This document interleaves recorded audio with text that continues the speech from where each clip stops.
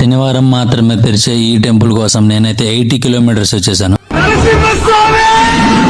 అవును, మనం మాలకొండ వచ్చేసి ఈ మాలకొండలో ఉన్న గుడికి ఎన్నో వేల సంవత్సరాల చరిత్ర ఉంది. ఒకనప్పుడు అగస్త్సింహాముని ఈ మాలకొండపై తపస్సు చేశారని, ఆ తపస్సుకు మెచ్చి స్వామివారి ఈ కొండపై జ్వాలా రూపంలో దర్శనమిచ్చారు. అందుకే స్వామివారు ఇక్కడ జ్వాలా నరసింహునిగా ప్రసిద్ధి చెందారు. అంతేకాకుండా అమ్మవారు స్వామివారి మీద అలగగా ఆమె చూపుకి ఈ కొండ 2 భాగాలుగా చీలడం జరిగింది. ఆ కొండ ఇచ్చిన దారిలో అమ్మవారు శిఖరం పైకి వెళ్లి కూర్చుందని చరిత్ర చెప్తుంది. అందుకే స్వామివారి గుడి కంటే అమ్మవారి గుడి ఎంతో పైన ఉంది.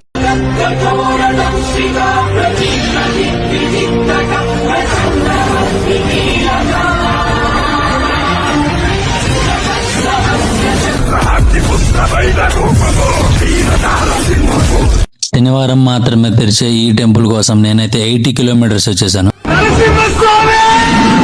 అవును, మనం మాలకొండ వచ్చేసి ఈ మాలకొండలో ఉన్న గుడికి ఎన్నో వేల సంవత్సరాల చరిత్ర ఉంది. ఒకనప్పుడు అగస్త్సింహాముని ఈ మాలకొండపై తపస్సు చేశారని, ఆ తపస్సుకు మెచ్చి స్వామివారి ఈ కొండపై జ్వాలా రూపంలో దర్శనమిచ్చారు. అందుకే స్వామివారు ఇక్కడ జ్వాలా నరసింహునిగా ప్రసిద్ధి చెందారు. అంతేకాకుండా అమ్మవారు స్వామివారి మీద అలగగా ఆమె చూపుకి ఈ కొండ 2 భాగాలుగా చీలడం జరిగింది. ఆ కొండ ఇచ్చిన దారిలో అమ్మవారు శిఖరం పైకి వెళ్లి కూర్చుందని చరిత్ర చెప్తుంది. అందుకే స్వామివారి గుడి కంటే అమ్మవారి గుడి ఎంతో పైన ఉంది.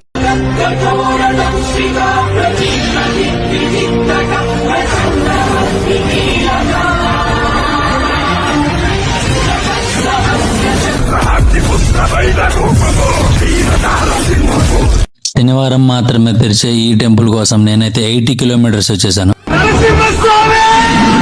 అవును, మనం మాలకొండ వచ్చేసి ఈ మాలకొండలో ఉన్న గుడికి ఎన్నో వేల సంవత్సరాల చరిత్ర ఉంది. ఒకనప్పుడు అగస్త్సింహాముని ఈ మాలకొండపై తపస్సు చేశారని, ఆ తపస్సుకు మెచ్చి స్వామివారి ఈ కొండపై జ్వాలా రూపంలో దర్శనమిచ్చారు. అందుకే స్వామివారు ఇక్కడ జ్వాలా నరసింహునిగా ప్రసిద్ధి చెందారు. అంతేకాకుండా అమ్మవారు స్వామివారి మీద అలగగా ఆమె చూపుకి ఈ కొండ 2 భాగాలుగా చీలడం జరిగింది. ఆ కొండ ఇచ్చిన దారిలో అమ్మవారు శిఖరం పైకి వెళ్లి కూర్చుందని చరిత్ర చెప్తుంది. అందుకే స్వామివారి గుడి కంటే అమ్మవారి గుడి ఎంతో పైన ఉంది.